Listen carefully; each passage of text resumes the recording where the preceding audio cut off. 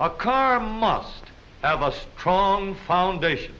And in an automobile, the foundation is the frame. Few people see the real foundations of their houses, and few owners see the frames of their automobiles.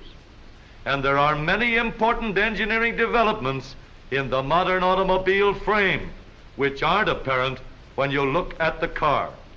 Let's see what an automobile frame has to do and what kind of a frame is required to do the job. This line is the road. These are the wheels. And this is the body. Now let's look at it from another viewpoint. Looking down on top of the car. The car is supported at four corners by the wheels. We must have a strong, rigid foundation to support the body over its entire length. So let's take off the body and build a foundation, starting with these two pieces of steel, which we will call side members. Now we need something to keep the side members apart and something to hold them together. So we put in two more steel pieces, which we call cross members. But how are we going to turn those front wheels? They haven't enough room. Well, let's give them all the room they want. Let's make the frame narrower in front. That's better. How about the rear end of the frame? We've got one cross member, but that's not enough. It will give us a good, rigid support for the gas tank, but we need something stronger than that.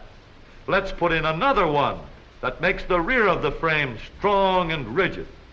And just to make sure that our foundation won't go together in the middle like this, let's put in another cross member right about here. Now we have a frame that you can't pull apart, that you can't push together.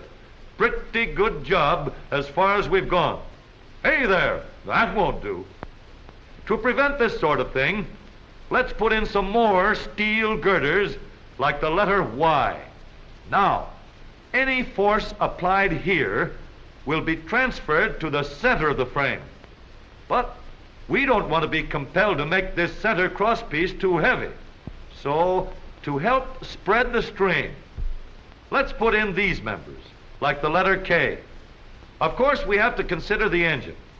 We're going to support the front of the engine here. So we'll have to have another cross member here to support the rear of the engine.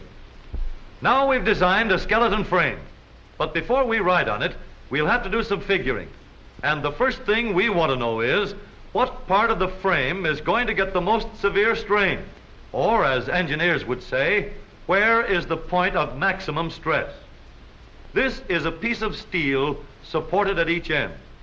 We apply a weight at the center of this piece of steel.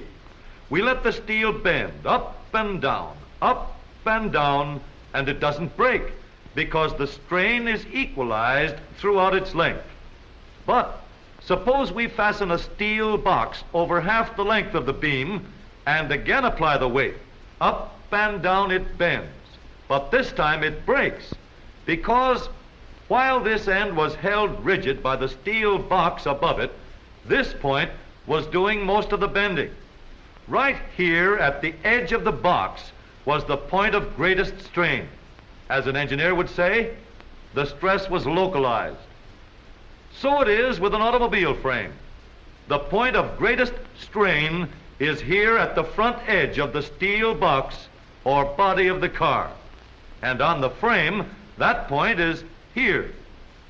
The usual way of building this part of the frame would be to use only one piece of steel. But in this frame, we're going to use two steel girders like this and tie them together with a heavy steel plate known as a gusset. This construction gives us rigid strength where we need it.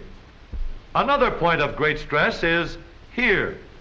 So here again, we add a heavy steel plate to give us extra strength.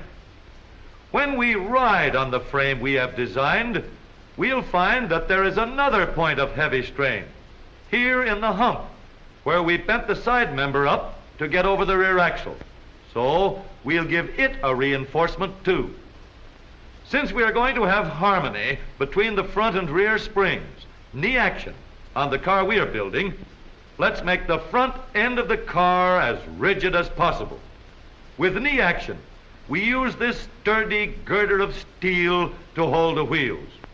It's time to add these brackets, called step hangers, which support the running boards. And now, look out for the rivets. Here they come.